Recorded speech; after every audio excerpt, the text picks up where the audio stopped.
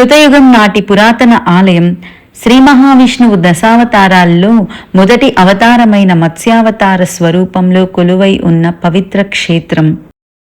అంటే నడుము పైభాగం మానవ రూపం, నడుము క్రింద భాగం చేప రూపం కల ఏకైక దివ్యక్షేత్రం ప్రపంచంలో మరెక్కడా లేదు. ఆలయ ప్రధాన గోపురం నుండి గర్భగుడి వరకు సుమారు 600 అడుగుల దూరం ప్రయాణించిన సూర్యకిరణాలు నేరుగా స్వామివారిని తాకే అద్భుతం. ఇంతటి పరమ పావనమైన ఆలయాన్ని ఇవాళ దర్శించుకుందాం. ఈ ఆలయం ప్రత్యేకత ఏమిటి? ఇక్కడ జరిగే అద్భుతమైన సూర్య పూజ వెనక దాగి ఉన్న రహస్యం ఏంటి? ఆలయ చరిత్ర, దర్శనం, విశేషాలన్నీ ఈ వీడియోలో తెలుసుకుందాం.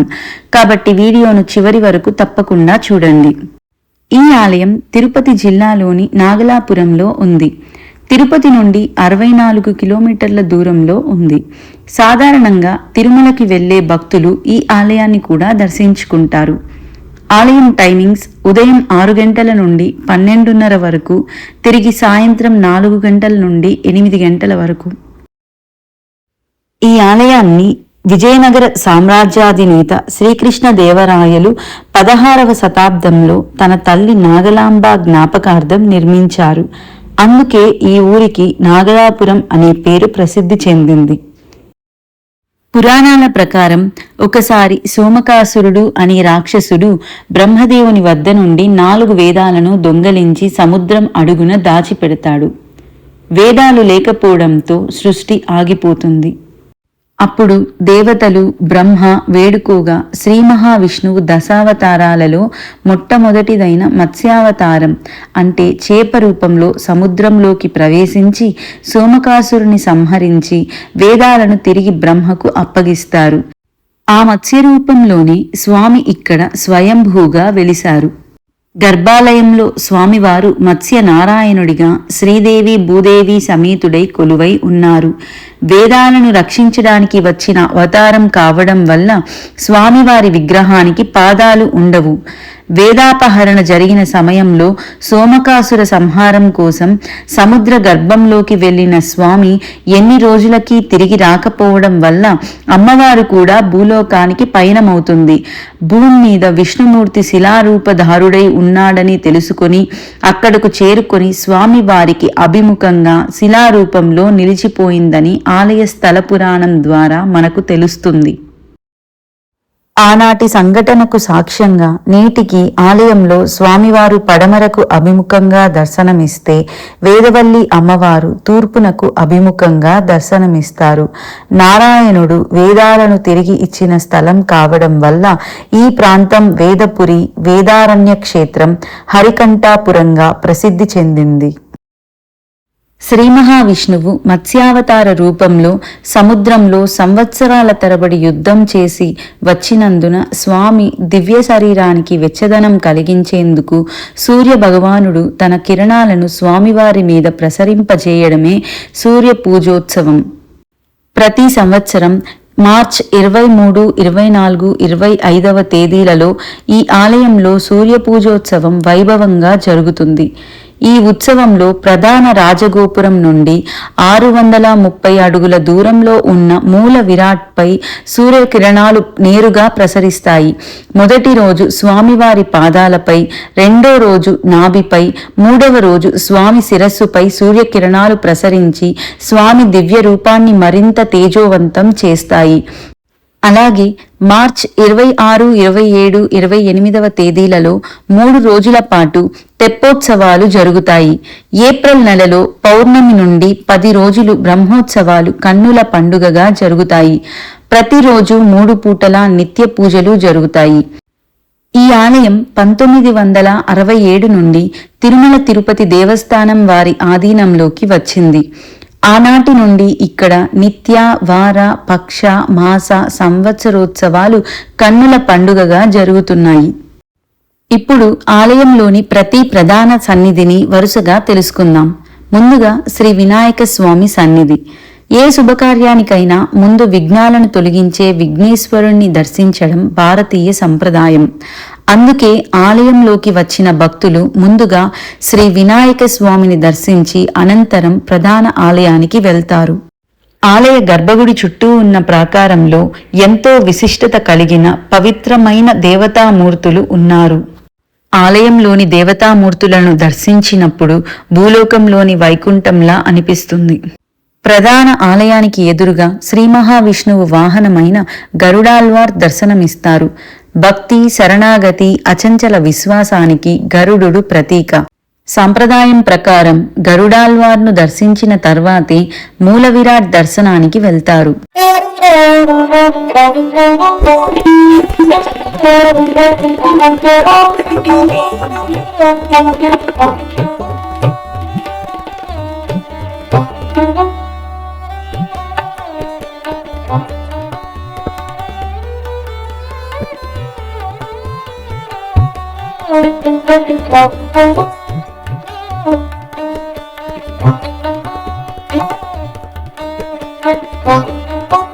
ఈ ఆలయంలో అత్యంత అరుదైన సన్నిధుల్లో ఒకటి వీణా దక్షిణామూర్తి.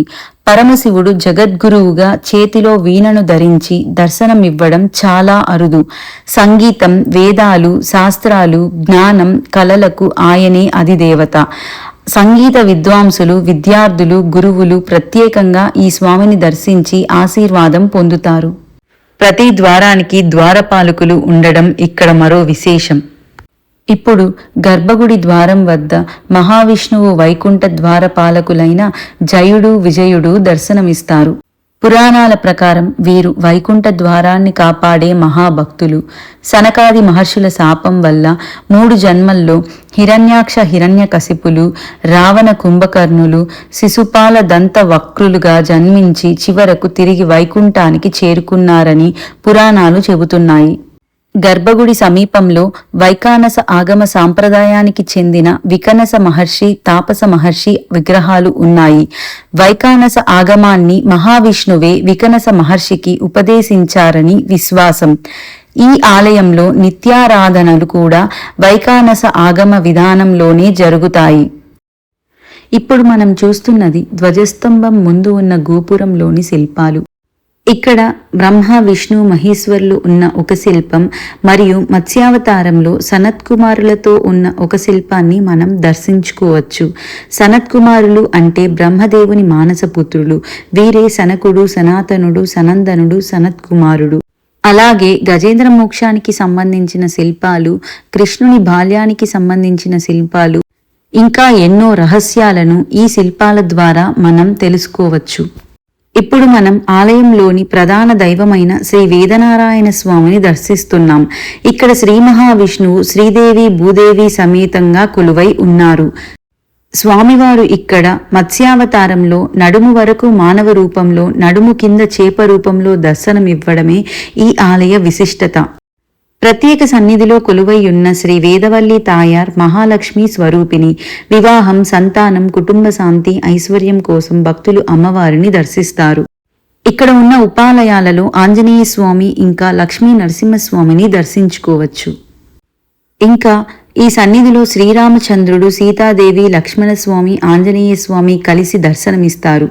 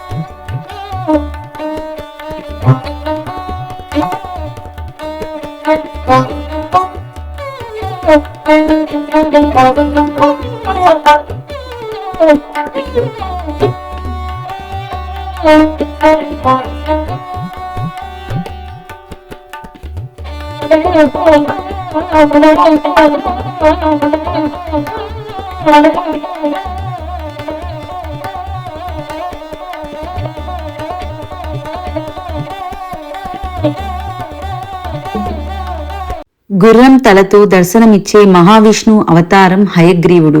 విద్య, జ్ఞానం, మేధస్సుకు అధిదేవతగా పూజిస్తారు.